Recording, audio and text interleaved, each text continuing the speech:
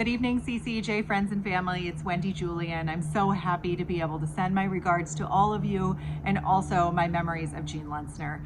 I had the incredible pleasure of being his friend and mentee for many years when I was starting my career with NCCJ and then as the executive director for almost 5 years at CCEJ. I learned so many things from Gene that I couldn't possibly fit into one video, but there's one that stands out. Human relations is the work of CCEJ. We are fighting bias, bigotry, and racism on the big level, on the policy level.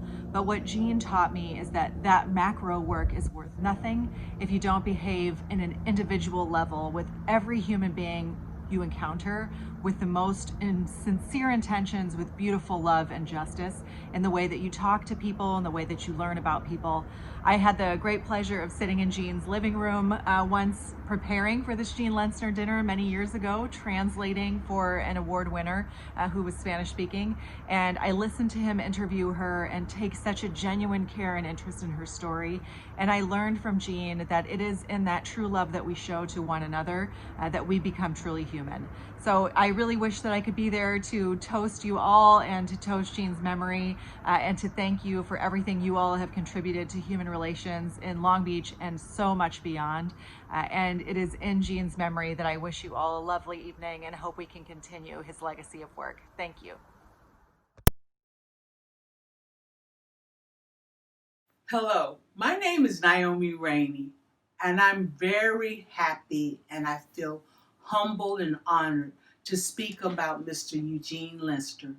Mr. Eugene Lentzner has been a part of the Long Beach branch NAACP since it was chartered. He was a dear friend of the founder, Mr. Ernest McBride. He has been a supporter, went from regular member to life member, and he's also sponsored events and worked with the Long Beach branch NAACP up until the end of his life. One of the things that I like most about Mr. Lentzner is Mr. Lentzner was a strong, ardent supporter and promoter of the eradication of racism, bigotry, and the lack of inclusion, and if there was any injustice. My fondest memories is hearing him speak about our city, our country, our state, and the world when there was a crisis. Normally people are down, but Mr. Lentzner was an optimist who gave hope and spoke about hope. And he loved Long Beach. He loved California. He loved America. And he was a promoter that we're all citizens of the world. And if we were optimistic and hopeful and worked hard to make our city, our town, neighborhood of the world with hope, effort, collaboration, and optimism, we could make our world, our city, and even ourselves the kind of persons or places we wanted them to be.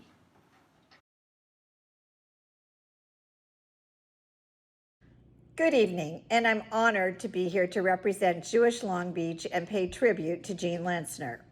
In 1965, Gene became the youngest president of the Long Beach Jewish Federation, serving as its leader for 2 years. One of those years, the executive director actually took another job, and Gene had to pitch in, and for a short time, he had to act as both its president and its executive director. Later in life, in 2007, he became president of the Jewish Community Foundation.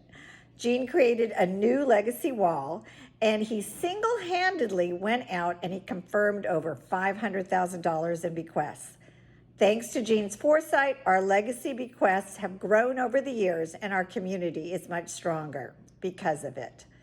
Gene also chaired the search committee, which hired our recently retired executive director, Deborah Goldfarb, and he sat on the committee that hired our new director, Zach Benjamin. Most deserved, Gene was honored with the Lifetime Achievement Award by our federation in 2007. Gene was the kind of guy who would sit at a meeting and he would listen carefully to what everyone had to say before he spoke.